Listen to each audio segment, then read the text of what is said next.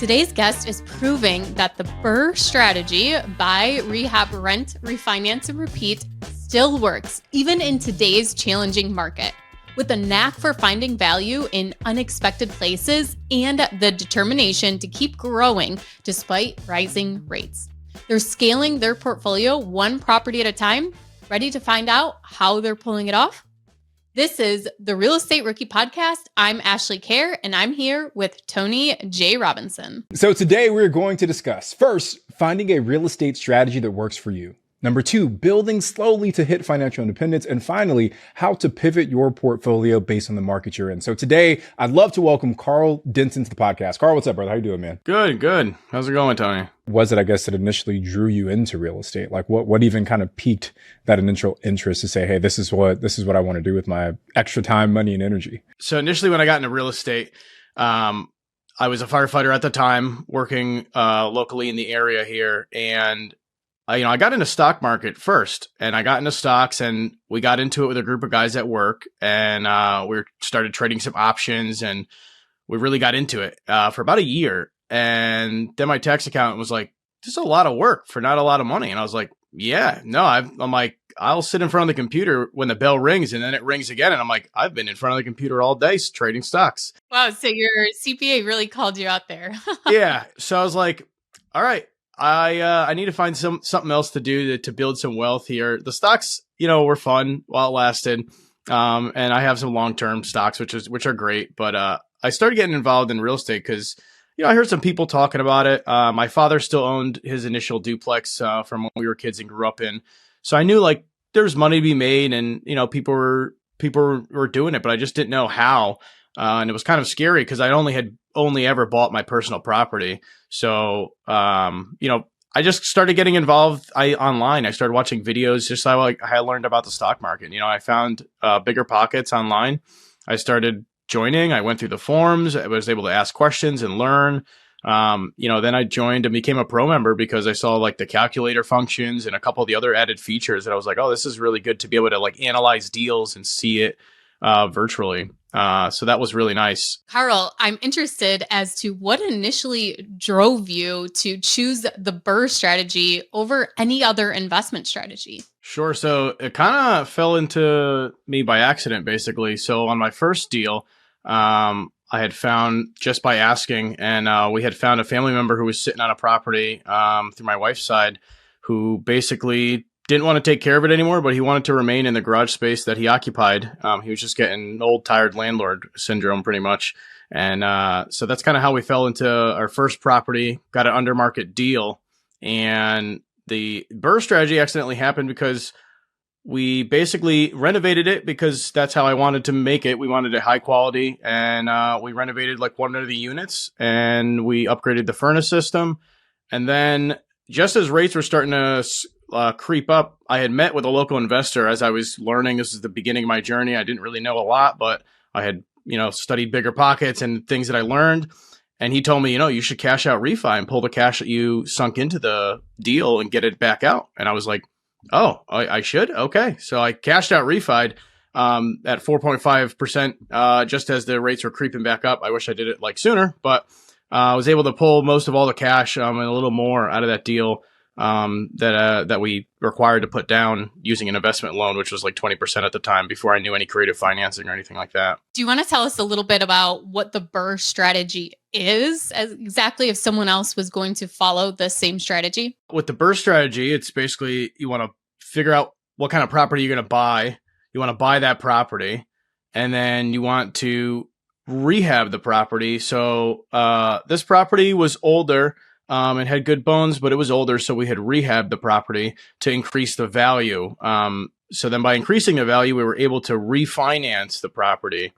And then the last step, I believe, is to repeat and just continue doing that. But you need to find those distressed properties, of course, to be able to get that value add, to be able to rehab them and then refinance them and be able to pull the cash out and hopefully, and then some more by adding that value to them. So that was definitely a surprise entry into real estate for you. I'm assuming after that deal happened, you were addicted to the BRRRR strategy? Yeah, I was just addicted to real estate in general. Like, I just started learning more, and seeing the cash flow come in was nice. And then you start managing all the finances and the expenses.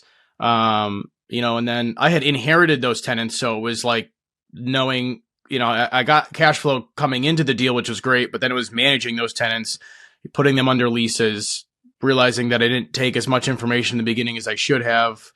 But yeah, from then I just continued that process. And then it took me a little while to analyze a couple other deals and to find some value in in the market that we're in, because it was creeping up at that time after COVID. Prices were going crazy. This was back in 2021. So I got a little more creative, and like a couple of the deals I ended up finding after were from like tax lien lists, and other places I find that could add value, just, even on MLS too, but you got to really stay focused on looking. What was your end goal of real estate investing? Did you have an exit strategy in mind? Kind of what did you want to get out of it? Sure. Yes. I think for my exit strategy in real estate, I didn't really know what I had in mind, but in the beginning, taking on the long-term tenants, I think my exit strategy was just long-term rentals. Like everyone else was being landlords and doing it. And it seemed simple. You get them on 1-year leases. You don't have to worry about them. So they said. And, I just was like, wow, this seems so simple. But then I soon realized that like work came involved with it, and lots of it, of course. That's why if it was so easy, everyone would be doing it, right? But, that's where I slowly ended up rotating from the long-term rental to the short-term rental, and with midterm rental in between, kind of. So there's a few steps of the BRRRR process, right? And you're kind of getting into the management side, which is the later part of that BRRRR equation. But I want to go back to that first part, the buying, Karl, because again, like I said, there's a lot of folks who understand the value in the BRRRR strategy, but in order to make the BRRRR work, you actually have to buy a really, really good deal. So you briefly mentioned some of the different strategies that you've used, but I guess what's working today to find good deals that still work with the BRRRR strategy? After this deal, this was kind of got the ball rolling and got the addiction started.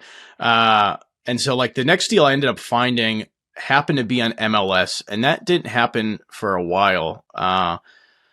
It probably took 3 years of just looking and trying to figure out like different strategies. And during those 3 years, there was a couple other partnership deals, and I was an LP in a syndication.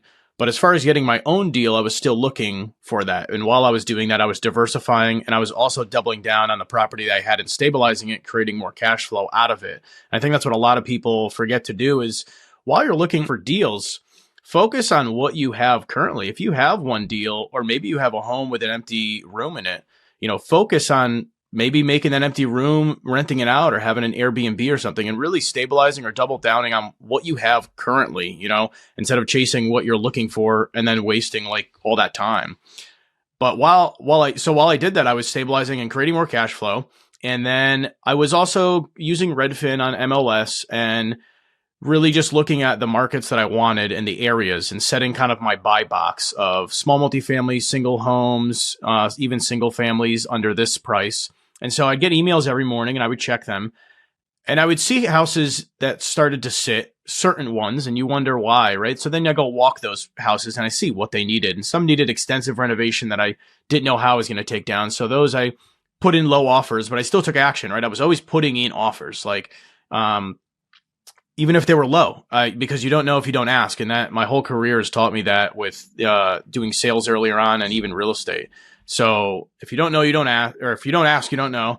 And when I saw this one property on MLS, it started out at like 250 or 240, I think. And so from there, it had a price drop, and then I saw it drop under 200. And that's kind of when I really alerted me, because I was like, that area, the under 200, there's not a lot that has been on MLS sold under 200. Let me go walk the property immediately. So we walked it, and it needed rehab, and it probably needed more than like I saw, but I was like, I can take this down. Like, I'll figure it out. Like, I'll make this work.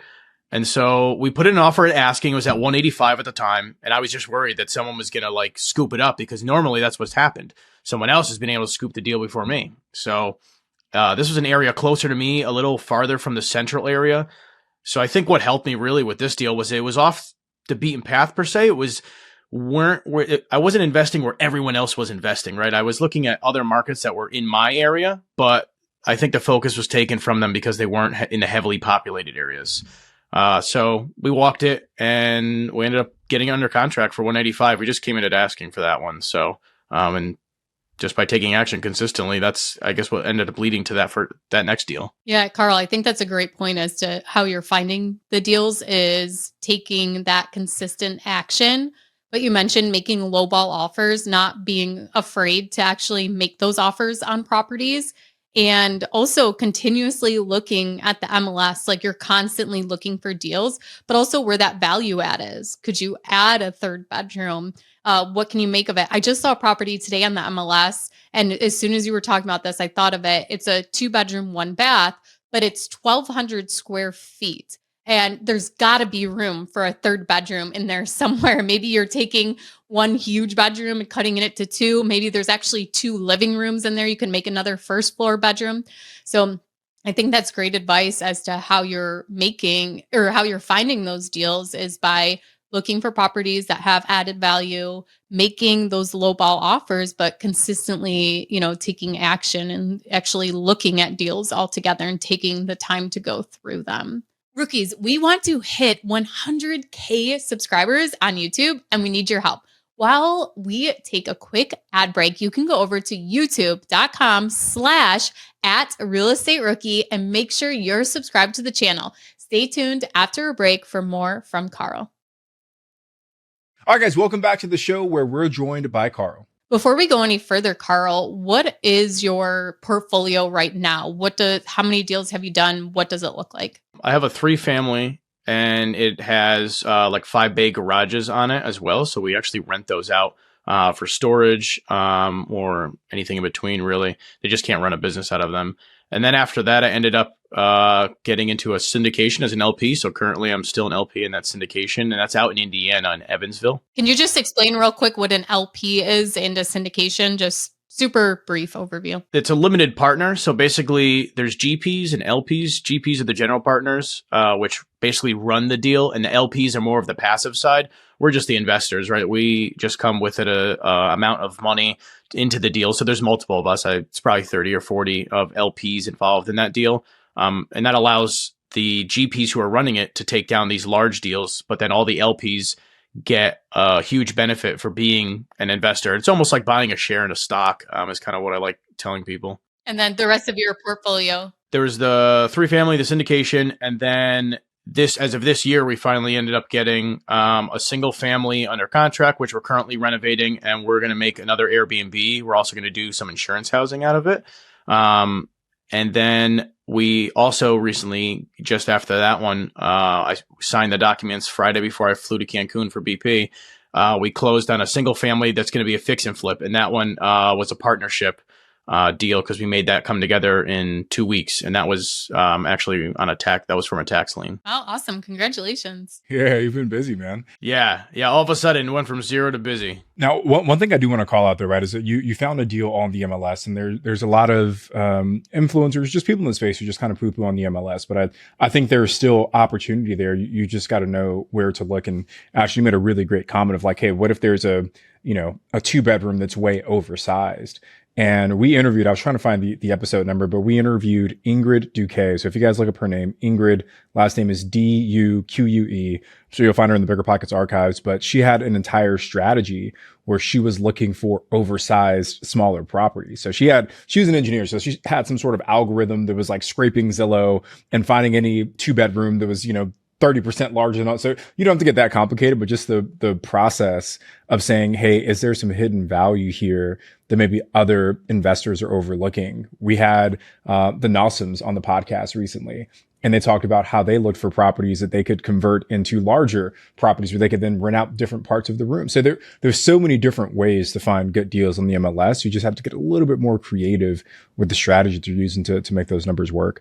Now, Karl, you mentioned tax liens, and I think that's something we haven't talked about much at all on the Rookie podcast. So if you can, first maybe define what a tax lien is, And then what is the process for actually purchasing one of those deals? A tax lien is when the owner hasn't paid their taxes that they owe to the local municipality.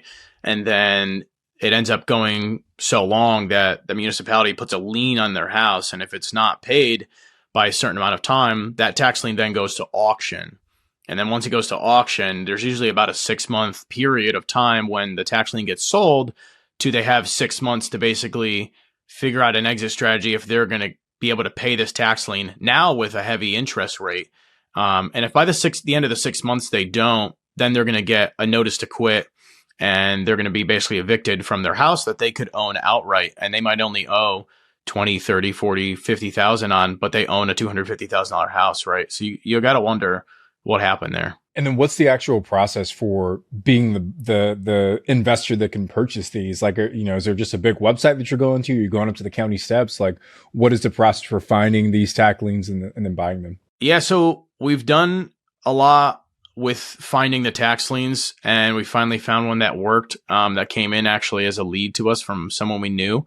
And so basically, we've gone to the auctions, and you got to go with a certified check. So you got to have some funds to be able to go to the auction, and every auction is different. And you can bid there for them. You also can go to the municipalities and you can request a list of tax liens from them. Usually they don't want to give them to you, but most of them will. We found most municipalities just want us to print for the pages that they're printing out, which is perfectly fine. It's like 10 cents a page, perfect investment.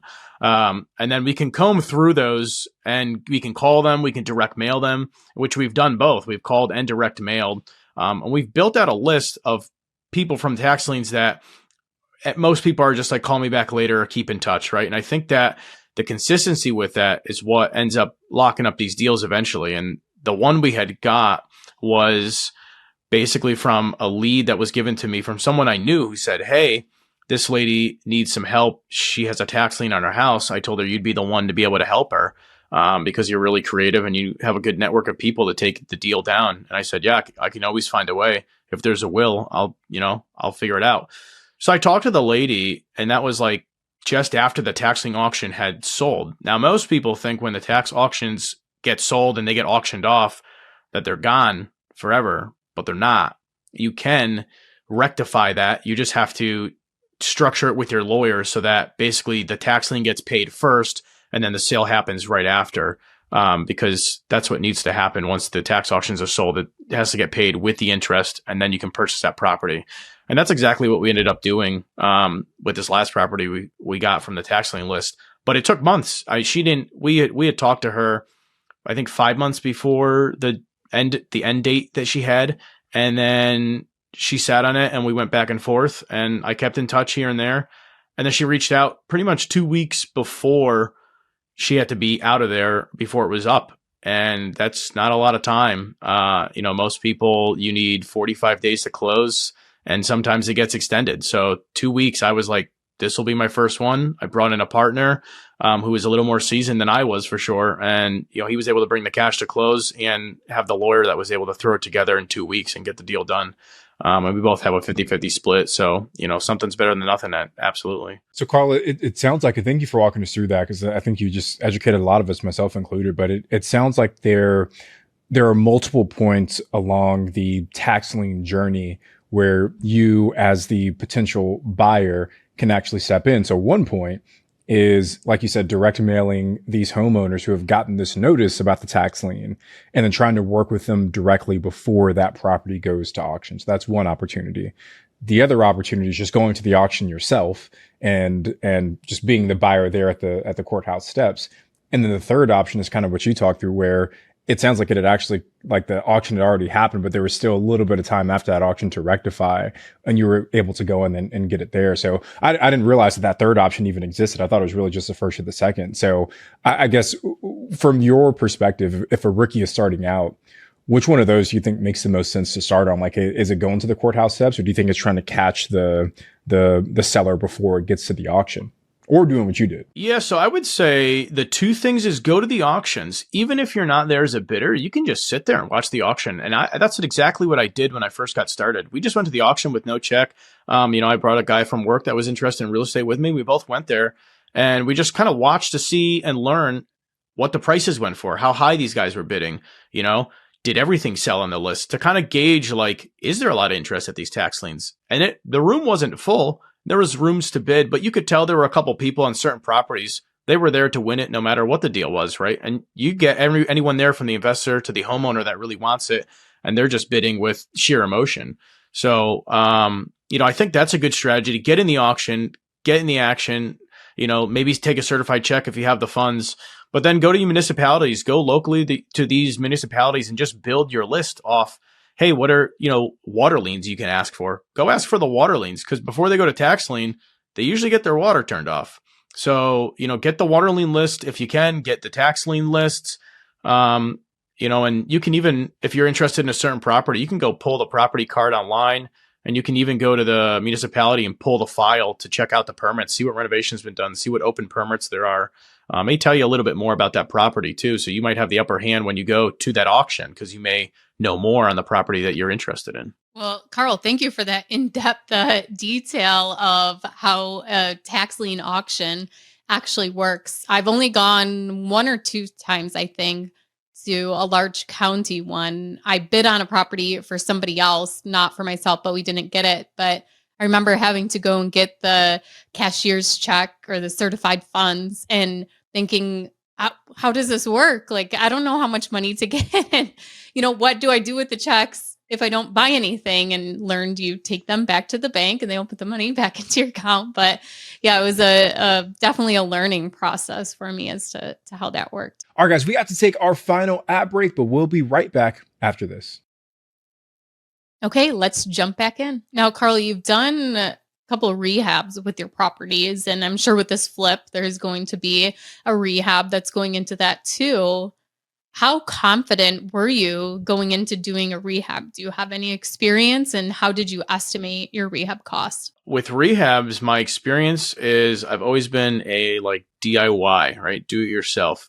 My father growing up was never the guy to pay the guy to come fix the house. It was, I can do it better and I can do it myself for cheaper, right? So that's my greatest weakness and my greatest strength, because I am starting to learn how to get away from doing everything myself, because I can't manage and do all these properties on myself and still have a family and a life. So I think that, you know, the first property we got, I ended up doing the renovations myself. And then when we renovated one of the other units on that same property, I tried to step back and at least do less than 50% of it myself. And on this new single family that we're renovating fully, I would say I'm probably going to do 25% of the work. So I'm slowly dialing back from doing the renovations, learning how to manage contractors, find guys to work for me, you know, that can get these renovations done while I'm out doing other things or finding deals. I just did an interview with my contractor, and we had 2 flips going on at the same time. One flip he was doing for me, and then he was the contractor on his own flip too. And we did this little interview comparing our flips. And, you know, they were very different type houses, different price points, things like that. But we talked about his margins compared to mine, with me completely outsourcing everything, and the edge that he had because he was able to do some of the work, and like he could put in a higher offer on the property to purchase it because he was doing some of the work himself where other investors weren't. And that gave him kind of that competitive edge when trying to find deals. And, you know, his flip turned out phenomenal for him. So I think there's kind of like this stigma is like, oh, a really great investor doesn't, you know, do any of the work. They outsource everything. Like, you have to get yourself in that position, which, yes, that's really nice. But also when you're growing and scaling, that kind of gives you that edge that you can put in that sweat equity. And that's okay. That doesn't mean that you're not the greatest investor because you don't have somebody else doing it for you. So I think that's awesome. No, that's a great point, because that really dials back to how you can do the BRRRR in this modern like investment world now, or this modern market. And that is exactly what we did with the single family home that we bought. And that's probably how I got it, is because I knew that I'd be able to put in some sweat equity and that I could take action on, you know, the renovation hands-on where other people won't, and it just didn't work for their numbers.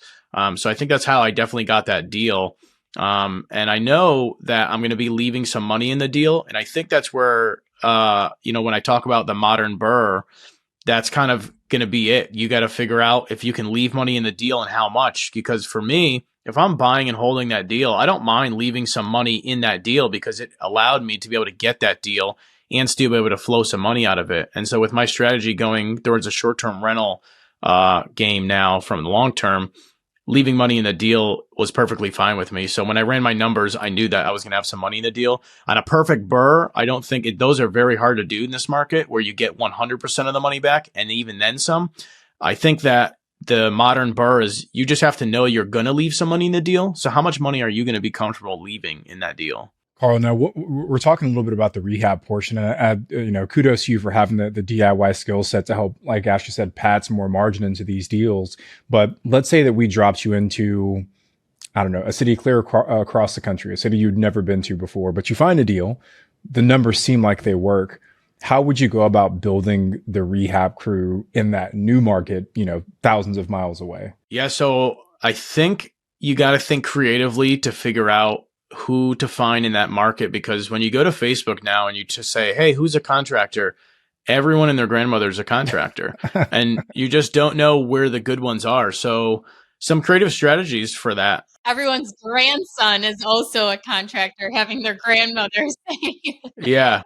They show up and then they're 14 years old. And you're like,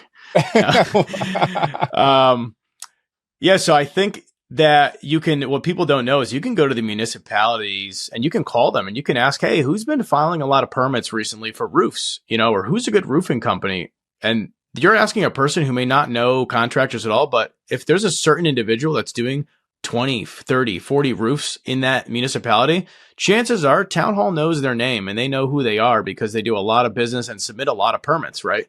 And so first of all, if they're doing permits, they're doing it correctly.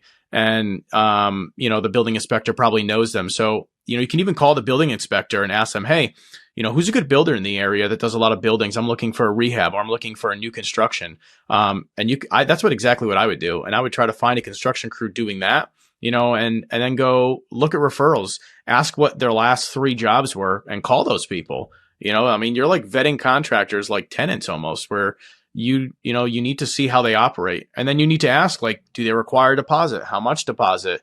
Do they take credit card? Do they take cash? Right? Because those could be red flags, right? I would like to put a deposit on a credit card if I'm investing out of state, because if something goes wrong, I have that credit card company to back me to dispute the charge. If I send some guy I don't know a check, he could be in Mexico at BP Cancun and before I find him. I love those approaches, Carl. And just to add to that. So actually, I don't even think I shared this with you, Ashley, but after we did an episode recently where Ashley, myself, and Dave Meyer talked about like, hey, what market would we want to go invest into if we were starting Overton? And I picked Oklahoma City. And I liked so much what I saw in Oklahoma City that I literally reached out to agents in Oklahoma City to potentially start flipping out there. But I found an agent through the BiggerPockets agent finder. And she, a bunch of agents replied, but she sent a really detailed email. And in that email, it said, here are the property inspectors that we worked with that we know and that we like. Here are the title companies that we typically work with. Here are some handymen that we typically work with. Here are so she literally had a Rolodex of everyone in that city who I might need to go contact. So if you're a rookie and you're looking to maybe break out into a new market, like Karl said, leaning on some of those referrals is a great way to build some confidence, and especially the BiggerPockets agent finder, because these are investors who work with investors like me, like Karl, like Ashley. So I love the idea of going down that path as well. I actually did something similar to that, exactly that. And I dialed back and invested back in my home state. But we looked at Indiana and we used BiggerPockets, the agent finder. We found a good agent that was really good on there. He emailed me and we had like an hour-long conversation while I was driving one day, and I called him and, I kind of knew he was a good fit because of that. And he dedicated that amount of time. And from there, he had those same connections and the Rolodex of different people to use in that area. And he would go look at homes and send us videos and stuff. And then we kind of dialed back because that was the exploring phase after this property, figuring out what direction I wanted to go in. Having that shiny object syndrome, out of state investing, in state investing. What do I want to do? Long term, short term. So then I was kind of reeled back into, why don't I just, figure out some solid foundations back in my in my home state, before going out of state investing, because I'm not in a state where it's impossible to invest, right? I'm not in like California. It's a lot harder out there. So they were just like, why don't you can do it here? You can find good deals here. It takes a little, time, but you can build the foundation here. And then if you decide to go to Indiana, you kind of have the experience and the foundation and everything kind of set up. So, yeah, that's a great point though. So Karl, now that you have, let's say you're going through your BRRRR process, you finished the rehab, when do you decide to refinance? Are you looking at what the market is doing, what interest rates are, what your comps are for the appraisal? Or is it as soon as you get that tenant in place? Give us an overview of when it's time for you to actually refinance a property. Refinance can be scary because you want to make sure every detail is done right, and you want to get as many dollars as you can out of the deal, right? To be able to refinance, get the highest appraisal value. So I think leading up to the refinance, you want to know what adds value for the refinance, right? They're not going to care what kind of handles you have on the cabinet drawers. They're looking at like the big CapEx expenses, the roof, the furnace, the foundation, how's the house, the exterior. So they look at a lot of the big ticket items. So we want to make sure that those at least look good, and if not, are updated and are newer and replaced, so that the appraisal value definitely comes out higher. The other thing to do is, before you get the appraisal, look at your own comps in that area, and you can even give them those comps to the appraiser. But really with the refinance process, how we know we're ready is right at the end when everything's pretty much almost 100% together, is we're starting the refinance period or the refinance process usually a little bit earlier, because it takes about a month or so to be able to figure out who's got the best rates, who you're going to go with for a lender. So start early so that when you're ready for the appraisal, that's pretty much when you're wrapping the job up and you have it all cleaned up and ready for a walkthrough with an appraiser. Karl, when you're doing your refinance, because there are some banks, like I did 2 BRRRRs to start my investing career, and I was able to get the kind of construction loan and the long-term debt with the same place. Ash, I think you've done maybe a couple BRRRRs like that before as well. But Karl, I guess, are you kind of teeing up the refinance on the back end so you already maybe have an idea? Or are you just saying, hey, let me separate those 2 things, just focus on the acquisition debt and then just focus on the refinance debt? Yeah, I think it's a little bit of both, right? So I think the first deal we ended up doing, we just got it under contract and got it with whatever bank we found quickly, right? That was the initial. Then when we did the refinance, I was referred to a local bank, and it's a small local bank that is only in our state, and they had better terms and better rates. So I went to that local bank. For the one coming up, we're using hard money for the single family home. That's how we were able to purchase it. And then they do offer a long-term debt, I believe, through that lender. We haven't talked about the terms yet, but it is something I'm doing to explore. So I'm going to ask that lender to see what they have, and they may offer me better terms because I did the hard money with them. But I will go to the small local bank and also talk to them, their department, and see what they have for the refinance terms. So I think exploring multiple options is what I'm getting at, basically. Yeah, I did that before when I did a line of credit with a hard money lender. So I'd use the line of credit to go out and purchase the properties, and then they would want me to refinance with them. And I have to admit, I did not ask enough questions when going into this hard money lender, and it ended up being an awful experience. But an option they had was to refinance with them once, the property was rehabbed, rented, ready to go. But what I didn't know and wasn't clear to me at the beginning was that you had to have 3 properties ready to go. So I had to have 3 of my BRRRRs completed and ready to refinance, and they would do it as a portfolio. Well, I'm only buying 3 to 4, maybe 5 deals a year at max. So I ended up just refinancing with somebody else and didn't actually use that hard money lender to do the long term. But Karl, I'm curious as to, you did your BRRRRs, you did the long-term rental, but it seems to me that you've now adjusted a little bit or pivoted to doing a short-term rental. And was this a cash flow play? What was kind of the reasoning behind that? So this was another kind of fell into it by accident. So we inherited the long-term rentals, like I told you before, in that 3 family. We had one older gentleman leave. We rehabbed that unit.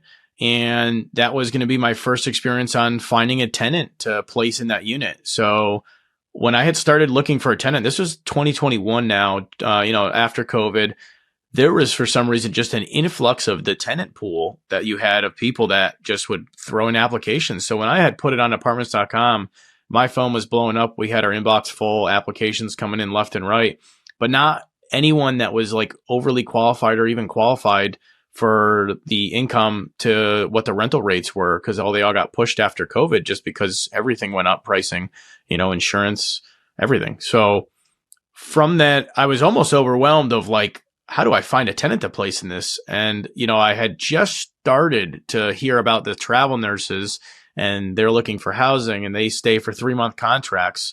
And my local network over here had a meetup, and that's exactly what they were going to talk about that Thursday. And so I was going to go to that meetup. And on Wednesday, I received a phone call from a guy out of Houston, Texas, and he was a travel nurse. And he said, "Hey, I found your listing on apartments.com. I'm looking if I can rent it for a 3-month contract. I'm willing to pay a little bit more because I know it's, a short-term contract. You're looking for a 1-year lease." And I'm like, okay. And, you got to wonder, like, is this a scam? And I'm like, seemed like a nice guy. So I was like, yeah, I mean, I think we could do like $1,500 a month, for short-term rental, like kind of thinking the sales tactic in my mind. I'm like, 1,200 is a long-term, but the short-term is 1,500. And he's like, yeah.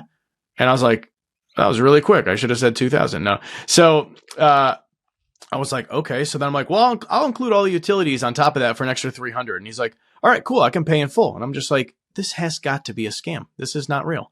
So I was like, listen, let's not speed this. Let's like figure this out. I'm going to meet up tomorrow to like literally learn about this. Let me go learn about this, and then we'll figure out how we're going to do this tomorrow. And he's like, yeah, give me a call. So I actually vetted him as like a regular tenant. I did a credit check, background, like, cause I didn't know what I was doing. I was set up for, learning how to vet regular tenants. Yeah. For long term. So then I was like, listen, this is like, we talked the following week. We got everything all figured out. The lease was signed. He sent the money on Apple Pay. So I was like, oh my God, like this is crazy. So I got a chunk of money. He's not even there yet. I'm like thinking to myself, where are you going to stay at this place? It's empty. You know that, right? And he's like, yeah, I'll just use an air mattress. I'm just coming to work out, get overtime, and like go to the gym. So I'll just be there to sleep. And I'm like, I mean, yeah, okay. Like sounds nuts, but like, let's do it. I'm all about crazy. So, I picked him up from the airport, learned a lot about him, and, kind of learned like what the travel nurses were, what is important to them, having good Wi-Fi or having a comfortable place to rest their head. They weren't really concerned about like the high amenities as a short-term rental. They were concerned I just want a safe, comfy place to like chillax after work. And I'm like, okay. So actually while he was there, we ended up furnishing the place. And that's a whole funny story. So, we started buying furnishings on Facebook Marketplace, because now I'm getting into something I've never done before. And I'm like, well, now we got to furnish it. I'm like, I felt bad. I have an air mattress from like my mother's house I let him borrow. So I'm like, that's how Airbnb started, right? I guess on air mattresses. So, I start furnishing it, and I go on Facebook Marketplace, and I drive to the local college, which is like 5 minutes down the street from me. And I pull in, and it's the end of the semester. And that's why the Facebook Marketplace is flooded with furniture. And I would like see all these dumpsters as I'm driving in, and I'm like, oh yeah, everyone's like moving out. Oh, okay, cool. Like they're all selling their stuff.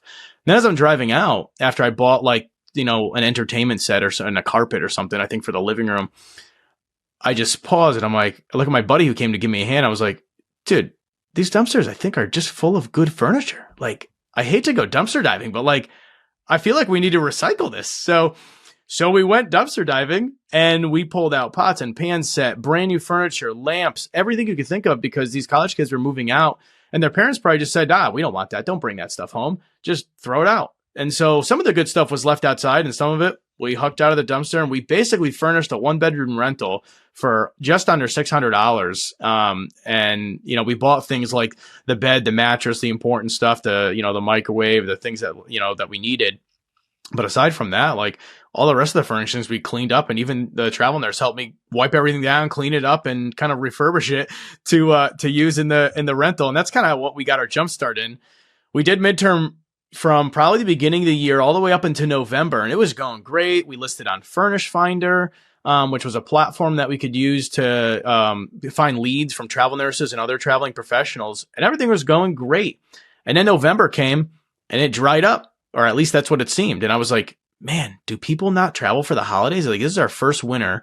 I now have a heating bill I have to pay for. I'm like, maybe people don't travel for Thanksgiving and Christmas. Maybe like it starts back up in January. So I was like, now I feel like I'm at a point where I need to pivot again. Like, what do? I have a whole place that's furnished now. So then I'm like, I guess we'll go on Airbnb. I'm like, that's a vacation rental app. Like, I don't know. Like, I'm not in a vacation market. I'm just in like a old, urban town. Like, so I went on Airbnb, took some pictures, made the listing, and our first booking came in, and I was like, all right, sweet. We got a little income for that month. Perfect. That'll hold us over to the next month. Then more bookings came in, and I'm like, wow, this is cool. And then more came in. And then before I knew it, we were filling this place up. And then I got long-term bookings on it because I didn't have high rates, and I had some monthly discounts. And yeah, just like the rest is history. Then we didn't even have a space that we could go back to Furnish Finder, unfortunately. And we went over from, long-term going to midterm, and then just fell into short-term to fill a gap. And I've really never looked back. We are still doing midterm stays, but we're only doing them through the Airbnb and the VRBO app, which are both, transient housing apps. For short-term, long-term, midterm, however long they want to stay, they pay basically. So Karl, it sounds like each, I guess, quote unquote, problem led you to another solution, which kind of forced you to pivot a little bit. And I love how each time you're like, hey, let me just see what happens. And each time it seems like some good things happen. And dude, kudos to you. You got to be like in the short-term, midterm rental hall of fame for having your guest help refurbish your furniture. Cause I don't think I've ever heard anyone say that before. So that is an amazing accomplishment. And he had bought stuff of his own for the unit that he needed. And he was like, just donated it. He's like, oh, you can just keep it. I'm not bringing it back with me to Texas. So yeah. That has to be like the perfect first guest for you. That's amazing, man. But also, you have to remember, Karl went and picked him up from the airport too. Yeah. How many Airbnb hosts are going to pick you up from the airport? So that's true. So Karl, like from a cash flow perspective, right? So I know you said, hey, long term, $1,200 a month, dude, I'm gonna charge you $1,500. What do you think you're doing now from like a revenue perspective on that unit as like a short-term / midterm? Sure. Yeah. So it's substantially more. And that was like incredible just seeing that, because when I initially got this place, because I got such a, good deal, cause we found it from a family member that was tired of managing it. I was already satisfied with the cash flow, but now it's funding my real estate journey, with the short-term rental income. So the regular long-term income was $1,200. We went up to that $1,500 for that midterm. And I think at max during the midterm rental, we were at $1,650. And I was like, wow, that is awesome. And then from Airbnb starting out, and we did upgrade the furnishings, and we did kind of like hired some designers, did it right, figured out how to really double down and manage a good performing STR. Like, we started pulling in over 2,000, and then, certain months we've pulled in anywhere from 2,500 to 3,500, just on that one bedroom unit, which, mind you, in my areas, it's 550 square feet, for that one bedroom unit. So it's a bedroom, a living room, a kitchen, and a small bathroom. There's no dining room. So you eat in the living room or you stand and eat in the kitchen. Like, there's not even a room for a table. Yeah. So yeah, it's like you just eat on the couch or in bed, I guess, or you go outside. But, yeah, so it was pretty interesting. So we're pretty much, I would say, consistently doubling the rent. And then on the high months, tripling, if not going over that. okay, so to kind of wrap it up here, I'm wondering what would be your best advice for a rookie investor that's looking to follow your footsteps to do their first BRRRR strategy? I think consistency and taking action are probably the two biggest key takeaways, right? Like, don't get discouraged because you haven't had a deal. Like my first deal fell into my lap because of a family member, but like that also, when you think about it, only happened because I asked. If I didn't ask, he might have not come to us. It was a family member that, we didn't see all the time. It wasn't like my parents or anything. And so just by asking created taking action, because I would just, once I got started in the real estate investing journey, just tell everyone that you're now a real estate investor. You don't have to own anything. You're looking into invest in real estate. You're a real estate investor, So I think by doing that and basically taking the action to ask and say, hey, if you're ever interested in selling, let me know. sparks the thought in certain people's minds to be like, oh, you want to buy this? Like, you want to buy this? And then you figure out, how do you buy this? Whether it's creative financing, seller financing, start learning about all the strategies. So really that just like education is huge. Learn as much as you can. There's so much free stuff online. Don't pay for anything. People get discouraged, but they have to have a lot of money to pay for courses and stuff. I think there's so much free stuff online between the BiggerPockets, forums, questions you can ask seasoned investors on there. You know, people respond to those questions that even have their own course, and they're giving you an answer to your question you asked, you know, so I think that's great. But yeah, consistency, look at the MLS, try to find a realtor, try to like lowball a bunch of deals, put in offers. It's free to put in offers. It doesn't cost you anything. Your real estate agent may hate you, but find a good one, you know, take some action, tell them to be open with your real estate agent of what you're doing so that you set the expectation of, hey, I'm beginning real estate investing. I'm going to put in a lot of low offers. Like, are you with me or not? You know, and they can decide if they're a good fit for you. And also make sure you're able to close too. Yeah. Figure out your strategy, you know, use the education to figure out how you're going to close that strategy, you know, how you're going to close the deal. If you have no money, you may have to go find a network, go to these meetups. That's how I met all these partners. I would be like 3 or 4 deals less today if I didn't go to these meetups, you know, and this last deal that we just closed happened because I was able to network and I knew someone that could bring the cash to close. And I made a phone call at midnight and I said, meet me in the morning. We're going to sign this document with the individual at Dunkin' Donuts. And that's where the deal went down. And guys, I do just want to call out, BP does have like a meetup section on the website. So if you're looking for a local meetup, obviously check, you know, your local Facebook group, check meetup.com, but BP also has a meetup section as well. So if you're looking for an event, somewhere to go, check there as well. So Karl, overall, looking at your portfolio, what is your average monthly cash flow from all of your units that you're bringing in? We have 2 that are being renovated, so those are negative. But I would say on the 3 family, we now have 1 long-term renter and 2 short-term rentals out of that. And those 2 short-term rentals actually create 3 listings because they can, of course, occupy each unit individually, but there's a 3rd listing we made to tie both of those listings together because they're in the same building. If they have a bigger family, we can appeal to the market of 3 to 4 people versus just 2 people for the single bedroom. So we actually have a booking that just came in this morning for a family that's coming for Christmas. And so they're booking up both of those units. And so with that, our cash flow, I would say we probably 3,500 all the way up to 6,500. You know, it depends what month. The Airbnb is not like the long-term rental income where you're guaranteed, that same amount every month. And even then you're not guaranteed because they they cannot pay. Airbnb, it fluctuates on who's coming, when they're coming, what dates gets booked, how long, and the different seasons. There's always in different markets, there's stronger seasons than others. So you just got to figure out where that is. But I would say that's our cash flow currently monthly is probably around 3 to 6,500 variable. Yeah. Awesome. Congratulations. Thanks. Yeah. Well, Karl, thank you so much for joining us on today's episode. We appreciate you taking the time to come on to the show today. We're going to link your information into the show notes, or if you're watching on YouTube, you can find it in the YouTube description. If you like today's episode, make sure to leave us a rating and review in your favorite podcast platform, or watching on YouTube, make sure to like and subscribe. If you have any questions for Karl, you can also put them into the YouTube video questions and comments down below.